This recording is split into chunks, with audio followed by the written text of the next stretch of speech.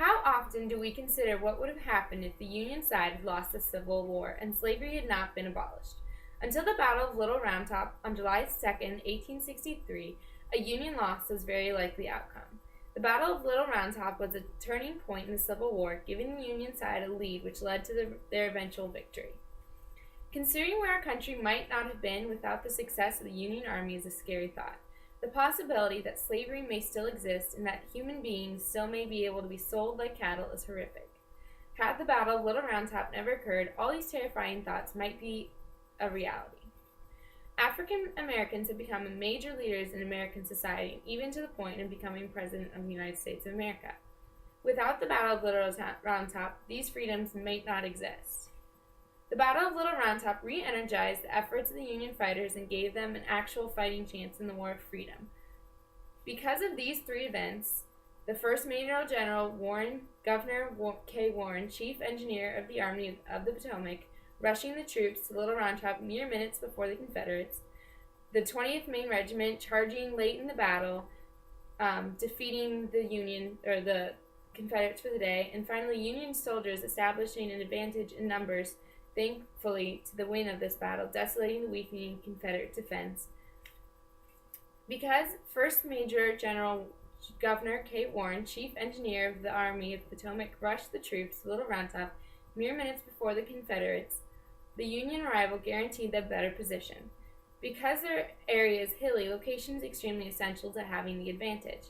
By having arrived minutes early, the Union soldiers were able to set up and prepare to fight instead of having to rush in.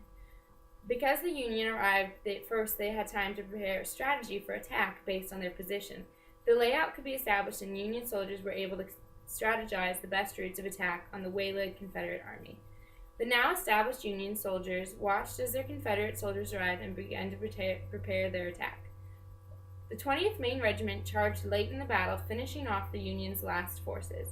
Under the direction of Colonel Joshua Chamberlain, 360 soldiers began an attack against 650 Confederate soldiers.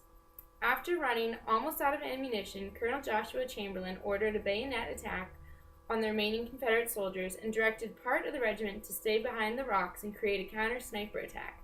This attack was strong enough that it killed many Confederate soldiers and ended the fighting for the day. Finally, the Union soldiers, establishing the advantage in numbers thanks to this battle, desolated the weakening Confederate defense. In the battle, the Union started off with 3,000 soldiers in the battle. The Confederate Army had 4,850 soldiers engaged in fighting. The major size gap should have provided the Confederate soldiers with a bit of a cushion, but the brave actions of the Union soldiers vastly lessened the numbers of the Confederate Army. The Union suffered 550 casualties in the Battle of Little Round Top. The Confederate Army, on the other hand, lost 1,200 soldiers. They destroyed several regiments of the Confederate Army, killing any chance of having a comeback in the Battle of Little Round Top. The major overturning of the Confederate Army led to an overturning in power, creating a revolution and reboost of the Union soldiers and the Army's energy.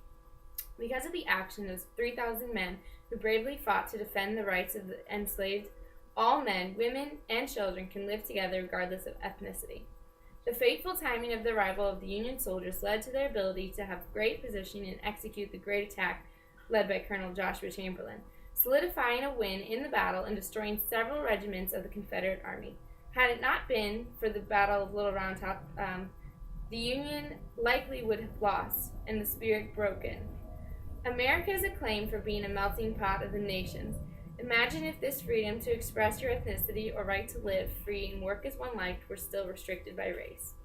Had the events of Battle of Little Round Top played out any other way, America still may have stuck with human beings being sold and men and women being viewed lesser simply by the color of their skin. The actions of the soldiers on those hills protected America's now well-established beliefs and rights for all.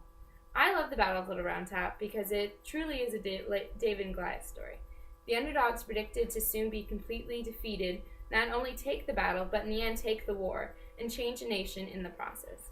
Although today there are still those who believe in stereotypes, everyone is given a chance by the law. All people now have an opportunity to vote, run a business, and excel to any level they push, fight, and strive for. All men are created equal are words that are able to ring true this day based on the risky, brave, and successful actions of the men of the Battle of Little Round Top. And this is my audience.